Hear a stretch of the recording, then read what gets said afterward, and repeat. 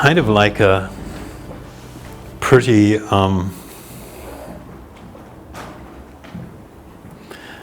pretty massive subject to speak about.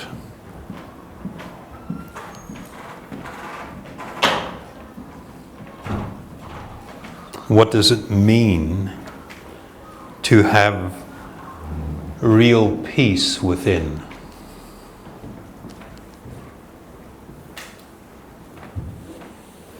And how do we even define that? And what does it mean to us individually? Different people will have different ideas.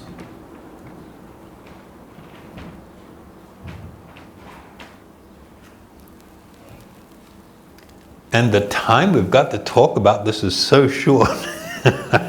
It's just like really, so we get right down to it. Looking for peace on what I will describe as a material level is an impossibility. You cannot attain it.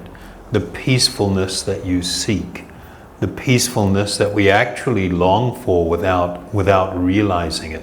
What's the first thing you do when you wake up in the morning? The most common thing amongst millennials is to reach for their phone. The very first thing you do in the morning is reach for your phone.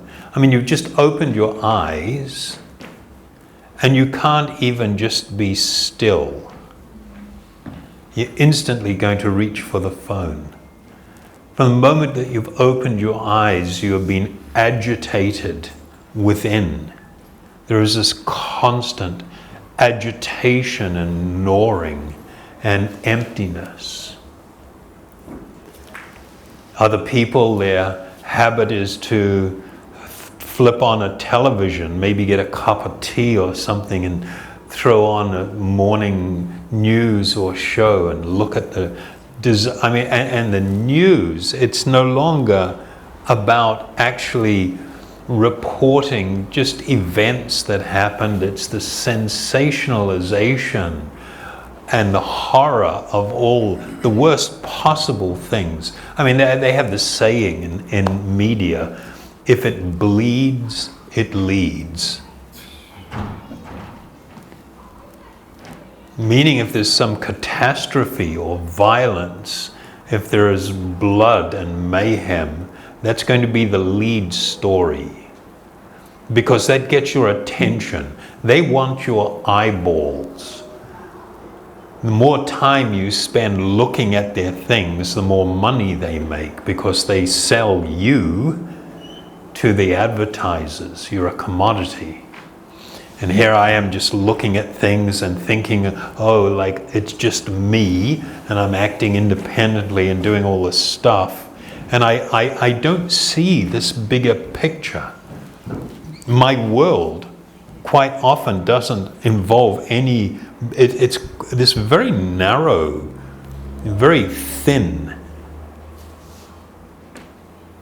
paradigm that I live in, this little box that I call my world, in which I am seeking peace.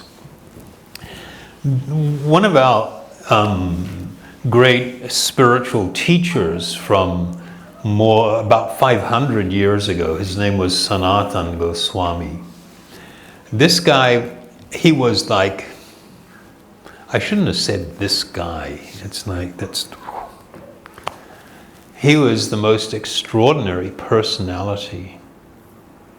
He had served as the treasurer for the Nawab of East India. This is like the Muslim emperor.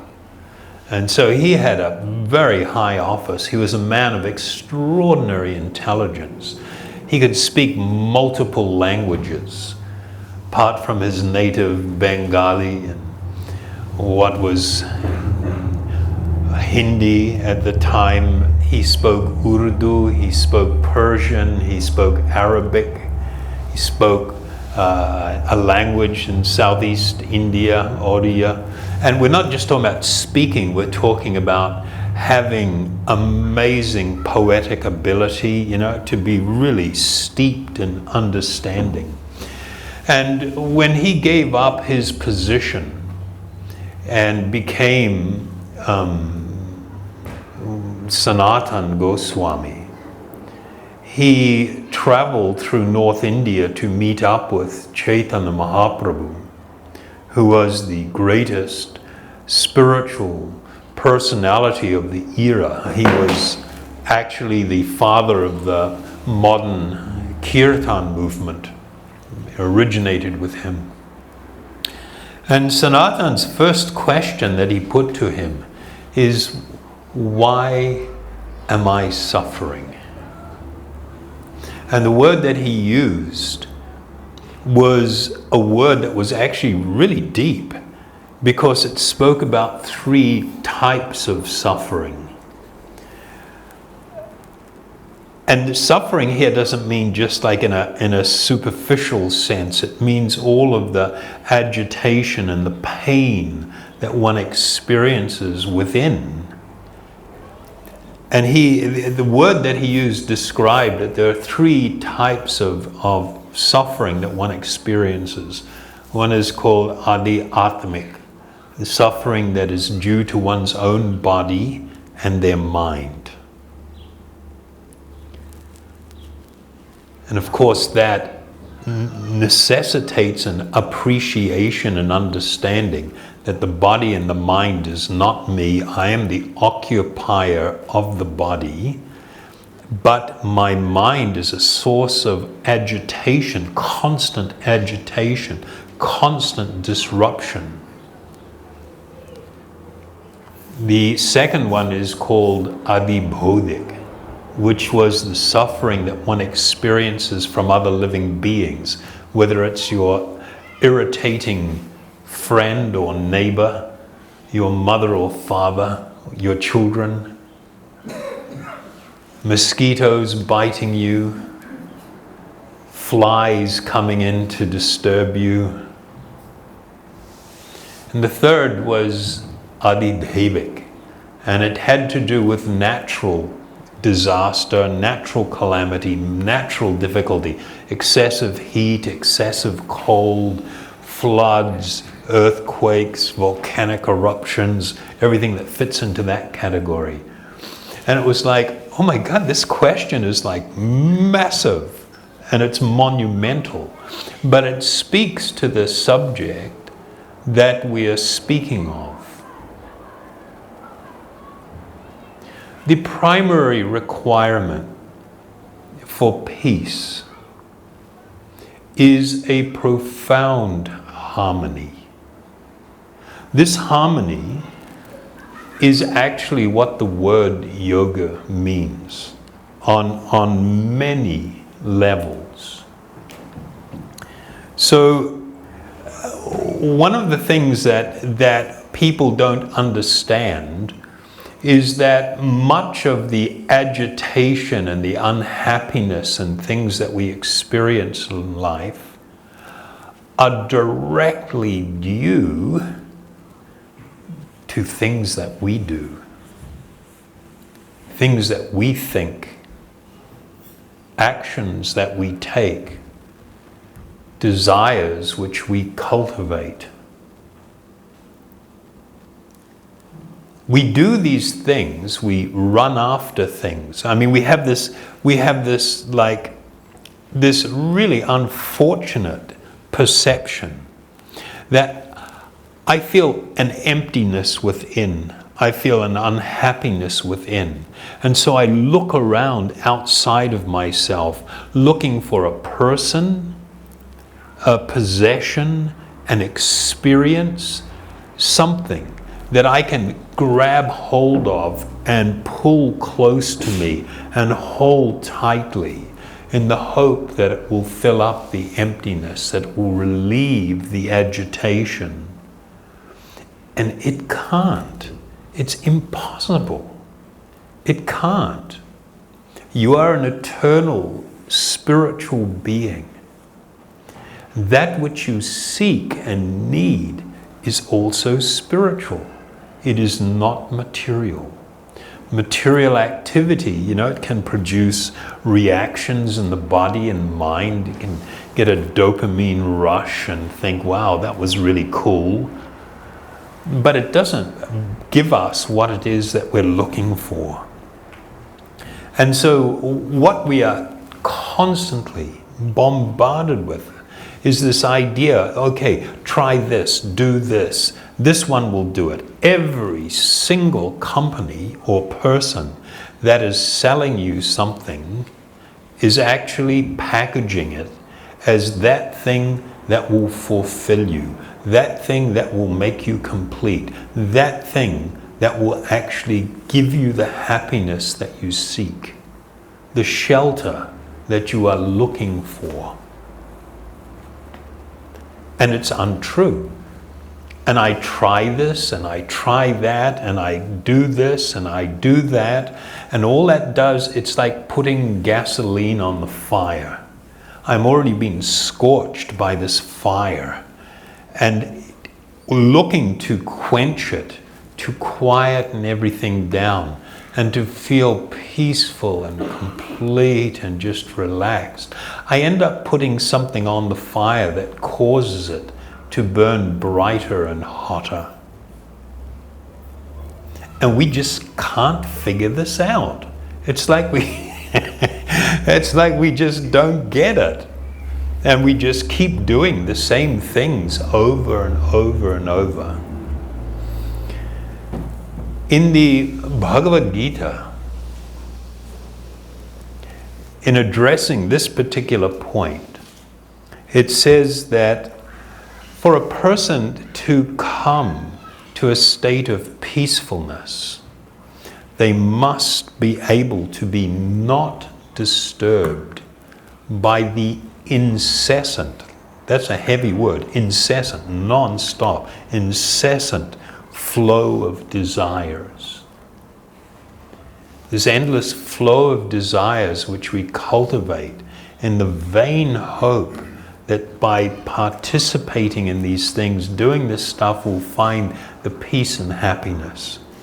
So it says that a person who is not disturbed by the incessant flow of desires that enter like rivers into an ocean, which has ever been filled but always still, such a person alone can achieve peace, and not the person who strives to satisfy such desires.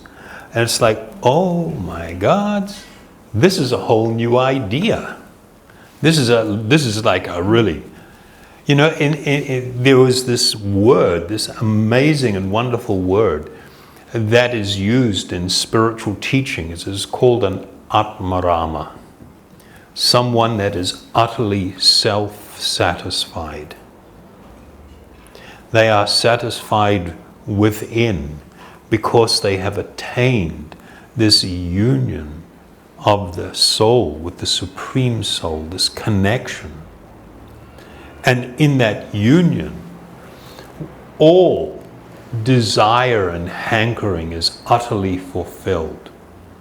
This person would be like really out of place in this world. This is the worst kind of person that you could have in this world. This world, we are all taught to be servile and stupid consumers. We are fed images and lies and ideas of where happiness will be, where I will find fulfillment. I'm even told what's cool. You don't make up what's cool. It's messaging that you receive. And then you hear, I mean, and it's like, what happened? You know, it used to be, there was the rebel image, you know, the hardcore surfers or skateboarders or, you know, extreme sports guys. Then that whole image, as soon as it looks like it's becoming a little popular, it's immediately taken over by corporations that repackage it and then really grow it and promote it. And everybody's told what's cool. And you buy into that. You buy into somebody else's image and idea of what's cool. This is the way that we are being trained. To find peace requires that we take an inward journey, not a journey out into the world. The world won't provide you the peace that you're looking for.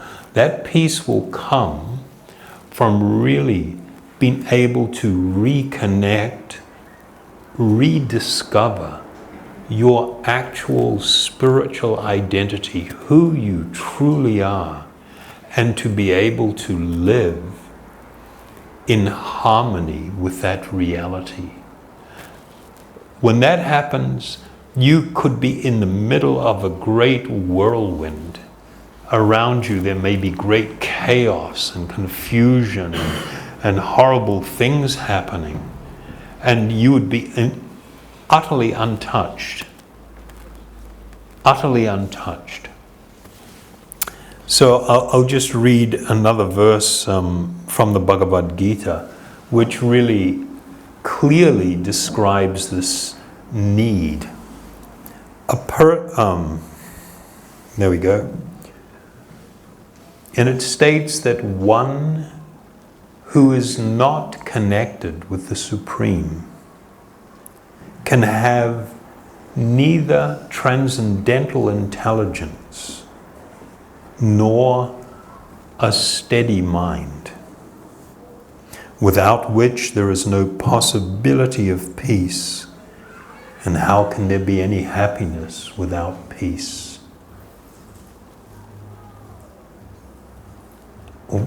That's like really profound. What do you think? This is a whole another way of looking at things. Something completely different from what we've become accustomed to, what we've been raised with, the ideas. This need for this connection with my true spiritual being. And then for that spiritual being to reconnect with the Supreme Soul is actually the focus and goal of yoga.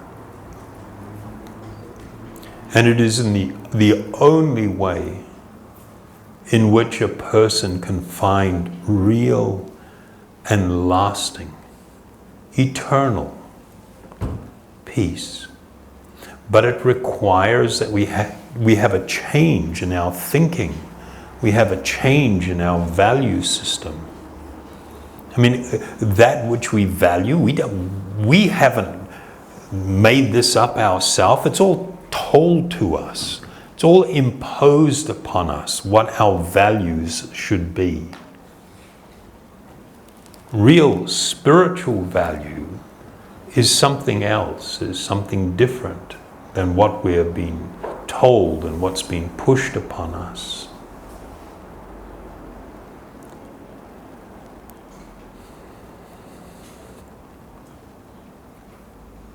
Yesterday we had a one-day immersion retreat, and a major part of it was the focus on learning a technique that is called silent witness meditation, where a person learns to become more inwardly aware that I am an eternal spiritual being. I am perceiving everything, but actually I am different from everything. You know, it's kind of like we've been locked in a movie house since we were born. Can you imagine what that's like?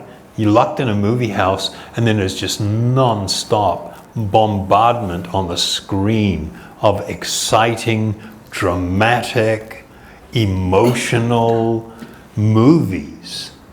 And you've forgotten who you are, and you've forgotten that whether there's anybody near you, and you're just like constantly absorbed in the movie that's called life.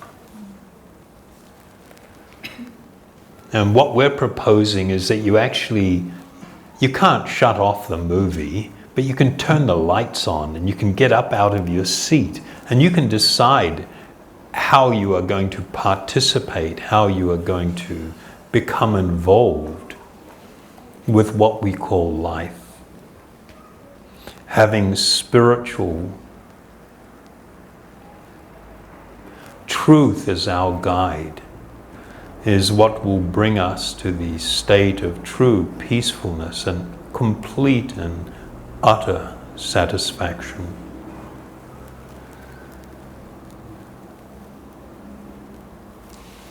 Okay. Thank you very much. Namaste. And of course, we know that the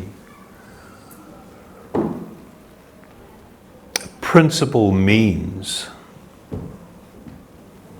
for this awakening, for this enlightenment, is that we bathe our consciousness, we bathe our hearts, we bathe our existence in this spiritual sound. And the effect that it has is it gradually removes the ignorance, the fog that covers us, so that we can see with increasing clarity, and that we begin to experience an inner spiritual taste.